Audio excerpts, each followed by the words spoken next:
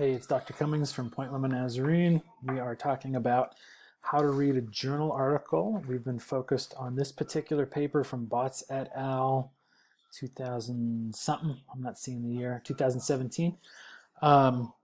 And we've been breaking it down in the different videos and focusing on different pieces of the journal article. So by the time we're done, we're going to know this particular paper really well, and hopefully you can take these techniques and apply them to any paper that you're reading. What I want to talk about now are figures. Figures can come in the form of graphs, drawings, maps, alignments when it comes to sequences. There's photographs. Did I say that already? There's a variety of ways figures can be presented. So I want to show you two different ways figures can be presented to get you started thinking about them. The reason that figures are so important is that usually the most important or most compelling results find their way into the figures. And often they're the most complex results too. If the results are really simple, like a single data point, you can't really make a figure out of that. You can't graph one data point, even if it's really important. But often the most important and most complex data are going to be found in these figures. So looking here at figure 1 from this Botts et al. Paper 2017, what we're seeing is not your typical graph, but we're seeing plasmid maps. So when you come across a figure, you want to think about where that figure fits into the whole story. If you haven't been reading the paper up until now and you're really just interested in these results, you're going to have to be cross-referencing the methods and cross-referencing the text within the results that refer back to the results in this particular figure. The figure alone is usually not going to be enough to give you everything you need. You can start with it and then be ready to jump out and cross-reference other things. So here we've got figure 1. You always want to read the figure legend. There's just no way to really understand a figure without it. It tells us simplified maps of 4 plasmids described in this study. Okay, so you need to know what a plasmid is. You need to know what a plasmid map is. There's a color scheme, okay, so there's a meaning to this. Green are backbone genes. Oh boy, we better know what backbone genes are. If not, you've got some vocabulary to look up. And it tells you that these are the genes involved in plasmid partitioning, replication, mobilization, transfer, mating pair formation, and stability. Gray is the unidentified open reading frame. So when they sequenced this, they couldn't figure out, they found start and stop codons that were in frame that appeared to be of sufficient distance to likely code for something, but nothing matched up in the databases. So their putative open reading frames might be a gene there that we just don't know anything about. Yellow is mobile genetic elements, insertion sequences, transposons, and integrons, which are real important to the whole story of plasmids. Red are the accessory genes, meaning the things that are not necessary for the survival of the plasmid. And these are often what we're really interested in from a human perspective, because these code for things like antibiotic and heavy metal resistance. And then there's some atypical abbreviations that we need to be able to recognize. We can glance and see that they're there and know that we can go back to them if we need to. If we look at each of these 4 plasmids, we see some key information. They're circular. It indicates that they are closed, meaning they got sequenced from the very beginning to the very end that overlapped, so they have the entire sequence all the way around. There's the name of the plasmid. There is the size of the plasmid, anything from 35,000 base pairs up to 143,000 base pairs. And they seem to be drawn somewhat relative to those sizes. And then we can begin looking at the itty-bitty, nitty-gritty details, right? This is what you're here for. This is why you came to this figure. So start digging in. Don't let it overwhelm you. Focus in on one spot and start working your way through one of the plasmids. Then maybe get up and go get a brownie and a soda and come back and do it again with another plasmid, and keep working your way through these until you feel familiar with them and until you feel like you know what the take-home point of the figure is. Don't look at the figure, get yourself oriented and say, okay, I now know how the figure is structured and what information is there, and walk away. You don't walk away from that figure until you feel like you know what the take-home point of the figure is. Whatever you got to do. If it takes time, if it takes cross-referencing, if it takes going back to other areas of the article, then that's what you need to do. Now, one other thing I want to show, I'm going to switch over to a different paper here, Amos et al. 2014. This is about antibiotic resistance in river sediments above and below a wastewater treatment plant, okay? Now, I know we haven't been talking about this paper at all. That's my dog. I know we haven't been talking about this paper at all in particular, but the other one we were looking at, the Botts et al., didn't have any traditional graphs, and so I thought it was important to walk you through a simple graph when we're thinking about how to interpret figures. So here, figure 1, remember, we're interested in the graph. We want to know how it's organized, what data are there. We want to have some sense of what methods were used to collect those data.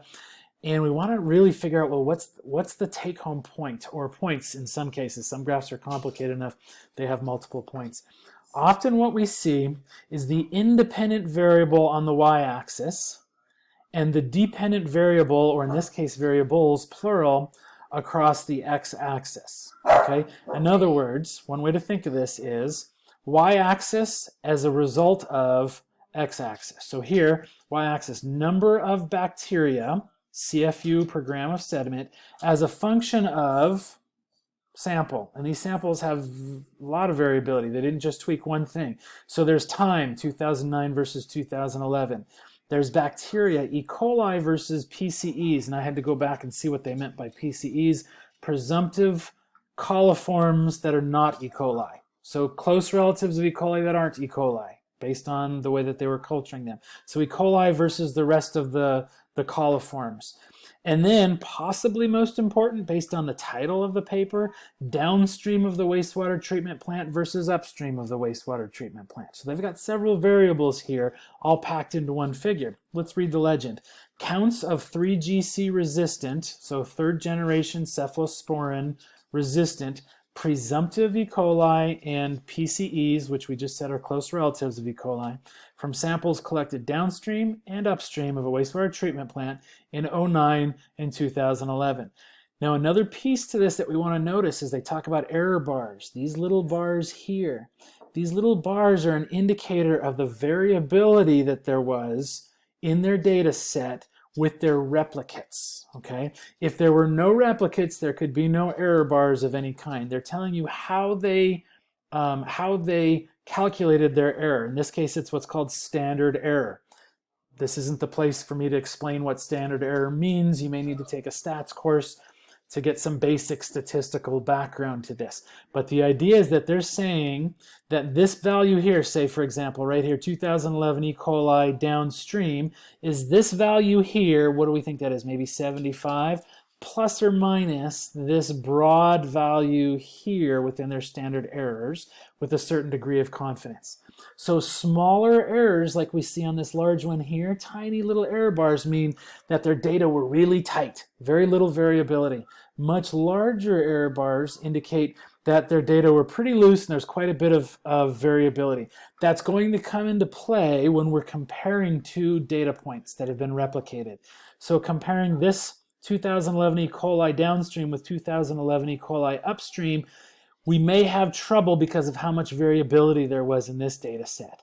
But comparing 2009 presumptive coliforms downstream versus upstream, I can tell you from experience those error bars are so tight on both of those that this will turn out when a statistical test is run, and it is probably run in the text here, that this will be a significant difference that we can rely on with great confidence. So then we want to ask, okay, well, what take-home points do we see here? Is there a difference between 2009 and 2011? Not a lot with E. coli. Yeah, it looks like there's a little bit of a difference between 2009 and 2011 with the presumptive coliforms.